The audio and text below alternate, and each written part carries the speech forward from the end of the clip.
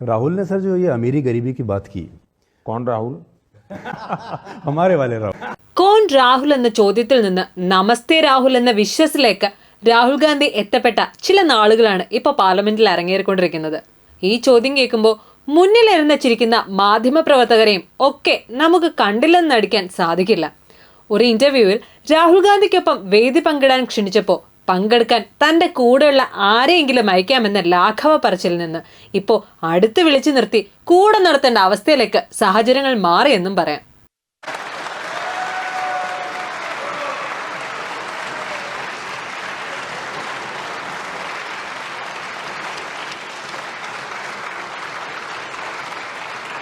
രണ്ട് നാല് ദിനം കൊണ്ടൊരുത്തനെ തണ്ടിലേറ്റി നടത്തുന്നതും ഭവാൻ എന്ന് പറയുന്നത് പോലെ 10 വർഷം നീണ്ട കാത്തിരിപ്പിനൊടുവിൽ നമുക്ക് ഒരു പ്രതിപക്ഷം വന്നിരിക്കുകയാണ്. സത്യത്തിൽ ജനാധിപത്യം എന്ന് പറയുന്നത് ജനങ്ങൾ തിരഞ്ഞെടുക്കുന്ന ജനപ്രതിനിധികൾ ഭരിക്കുന്നത് മാത്രമല്ല, മറിച്ച് ശക്തമായ ഒരു പ്രതിപക്ഷം അവരുടെ തെറ്റുകൾ ചൂണ്ടിക്കാണിക്കുവാൻ ഉള്ളത് കൂടിയാണ്. എങ്കിൽ മാത്രമേ നല്ലൊരു ഔട്ട്പുട്ട് നമുക്ക് ലഭിക്കുകയുള്ളൂ. പിന്നെ ചില സന്ദർഭങ്ങളിൽ പ്രതിപക്ഷം ഉണ്ടായിട്ട് പ്രത്യേകിച്ച് വലിയ ഒരു കാര്യമില്ലെന്ന് തോന്നിയ അവസ്ഥകളും പലയിടത്തും തോന്നിയിട്ടുണ്ട്.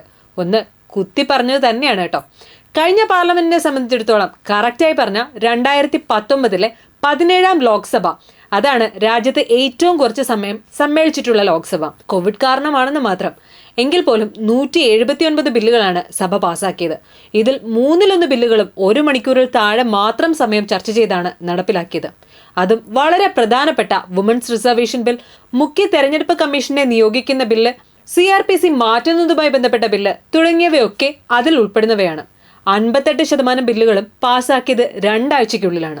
വെറും 16% മാത്രമേ എക്സ്പേർട്ട് കമ്മിറ്റിയിലേക്ക് പോയിട്ടുള്ളതാണ്. 79 MP-മാരെയാണ് കഴിഞ്ഞ വർഷം ഒറ്റയടിക്ക് ഒരു ദിവസം പുറത്താക്കിയത്. ഇതൊക്കെ സത്യത്തിൽ നല്ലൊരു പ്രതിപക്ഷം ഇല്ലാഞ്ഞതുകൊണ്ട് സംഭവിച്ച കാര്യങ്ങളാണ്.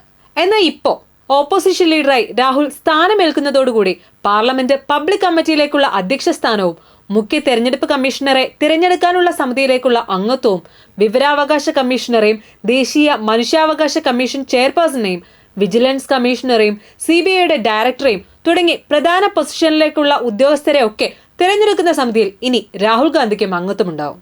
അതിന്റെ ഒരു പ്രതിധ്വനി എന്നോണമാകണം ഒരുപക്ഷെ ഇന്നലെ കഴിഞ്ഞ വർഷങ്ങളിൽ ഫലപ്രദമായി പ്രവർത്തിച്ച സഭയെപ്പറ്റി മോദി പറഞ്ഞപ്പോൾ എത്ര ഫലപ്രദമായി പ്രവർത്തിച്ചു എന്നല്ല, മറിച്ച് രാജ്യത്തെ ജനങ്ങളുടെ സ്വരം ഇവിടെ മുഴങ്ങാൻ എത്രത്തോളം അനുവദിച്ചു എന്നതാണ് പ്രസക്തമെന്ന് പറഞ്ഞുകൊണ്ട് രാഹുൽ സംസാരിച്ചു തുടങ്ങിയത്. എത്രയൊക്കെ മുകളിൽ പോയാലും ഒടുവിൽ താഴെ വന്നേ സമ്മാനമുള്ളൂ എന്ന് പറയാറുണ്ട്.